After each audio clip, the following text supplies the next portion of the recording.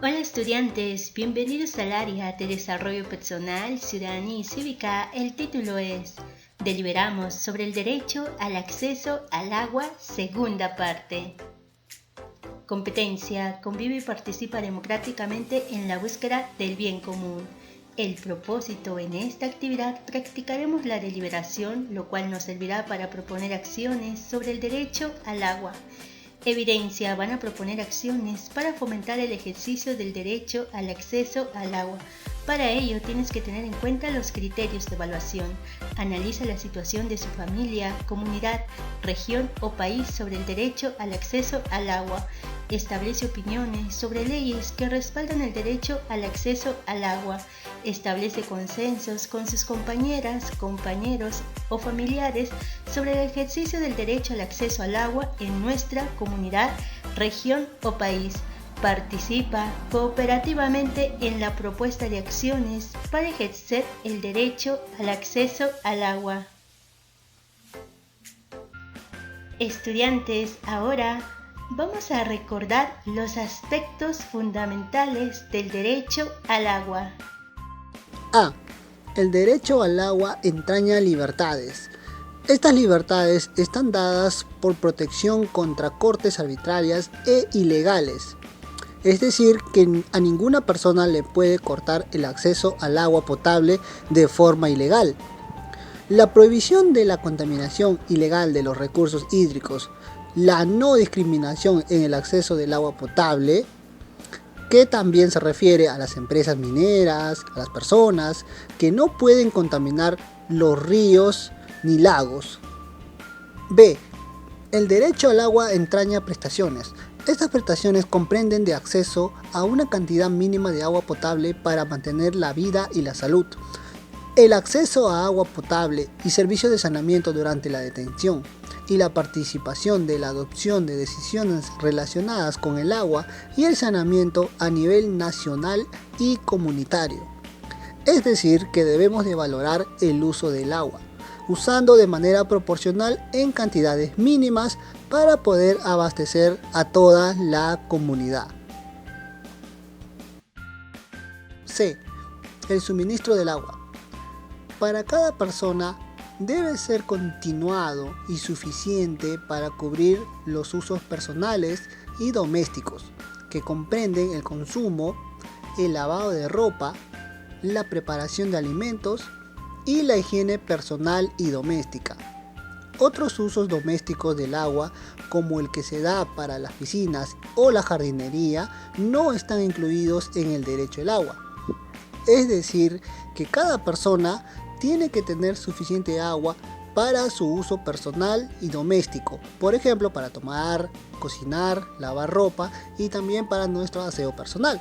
También hay otro uso doméstico como regar los jardines y también en las piscinas, lo cual no está incluido como un derecho al agua. Punto número D. El agua para el uso personal y doméstico debe ser salubre y aceptable. El agua debe estar exenta de microbios y parásitos, así como de sustancias químicas y radiológicas que puedan constituir una amenaza para la salud de las personas. El agua debe tener también un color, un olor y un sabor aceptables, a fin de que las personas no recurran a otras fuentes que puedan parecer más atractivas, pero que estén contaminadas. Estos requisitos se aplican a todas las fuentes de abastecimiento, como el agua corriente, el agua de cisternas, el agua comprada a un proveedor y los pozos protegidos. Acá lo que nos quiere decir que el Estado o el proveedor nos tiene que garantizar que el agua esté óptimo para el consumo humano, libre de microbios, parásitos, etcétera, etcétera. Punto número E. El servicio de abastecimiento de agua y de saneamiento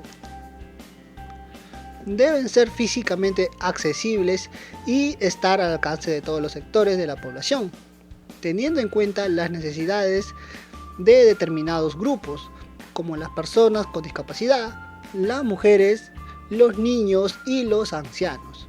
Es decir, que todas las personas debemos de tener acceso al agua potable.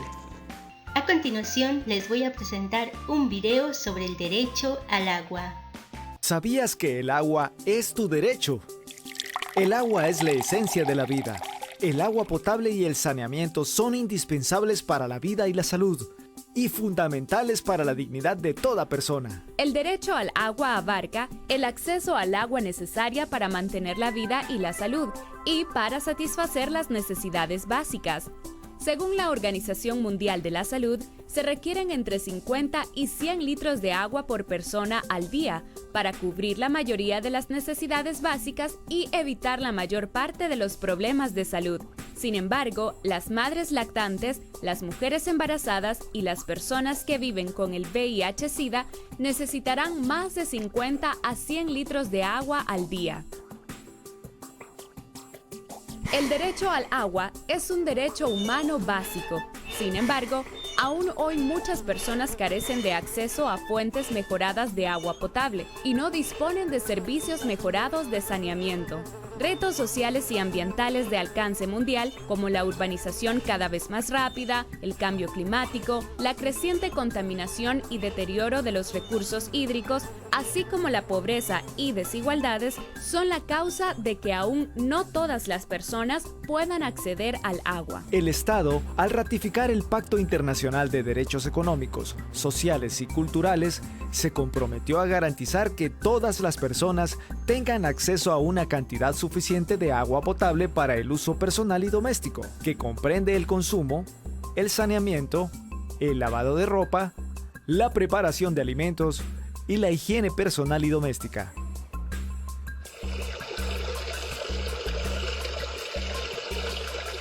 Además, se comprometió a asegurar el acceso progresivo a servicios de saneamiento adecuados, como elemento fundamental de la dignidad humana y la vida privada, pero también que protejan la calidad de los suministros y los recursos de agua potable.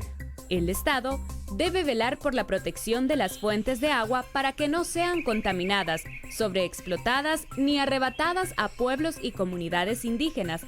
Su protección hace que el ecosistema esté equilibrado y se haga un buen uso de los recursos.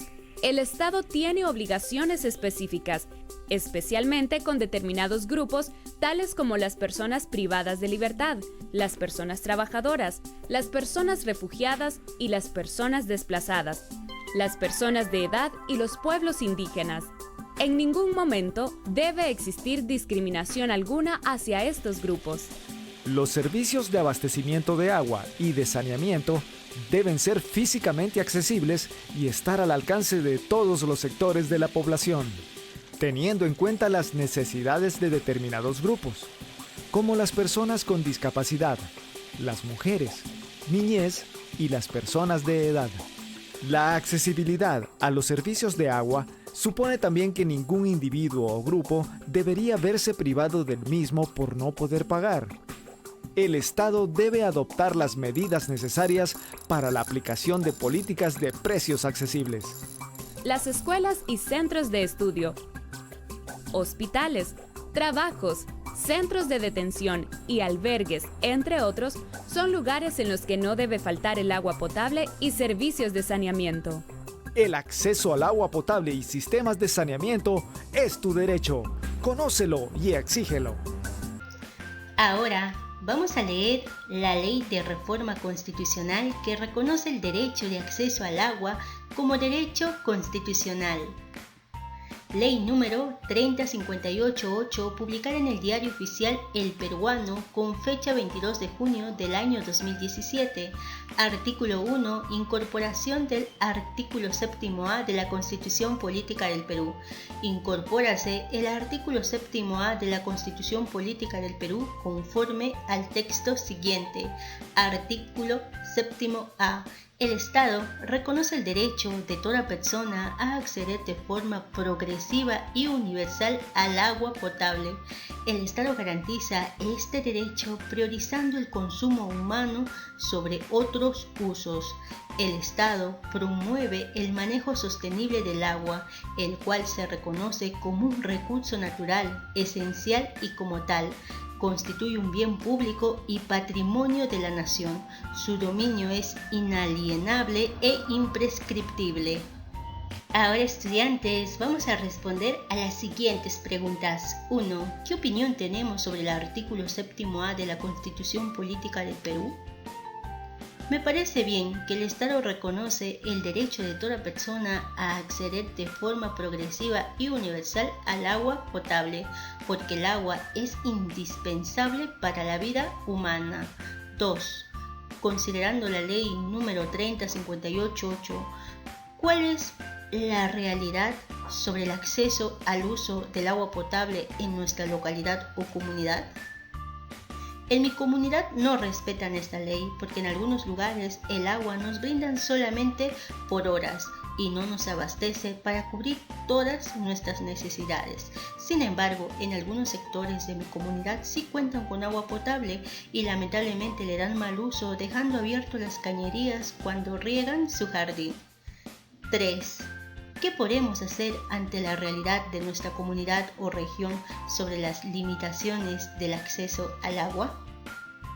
Ante la realidad que vive nuestra comunidad sobre las limitaciones de acceso al agua, es fundamental crear planes o estrategias que permitan aumentar el acceso a este recurso. Por ejemplo, el Estado debe crear estrategias de distribución del agua a un costo cómodo para las familias en extrema pobreza.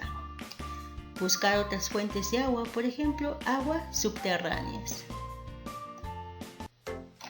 Ahora sí, viene el reto. Van a proponer acciones para fomentar el ejercicio del derecho al acceso al agua. Estudiantes, estoy dejando un ejemplo de solución del reto. Estas son las acciones. Organizar acuerdos entre el Estado y la comunidad para solucionar el suministro del agua. El Estado debe crear planes de distribución del agua a un costo comedido. El Estado debe garantizar el derecho al acceso al agua, especialmente a las personas de extrema pobreza. Bueno, chicos y chicas, esto sería todo. Cuídense mucho y muchas gracias por suscribirse al canal Educaray.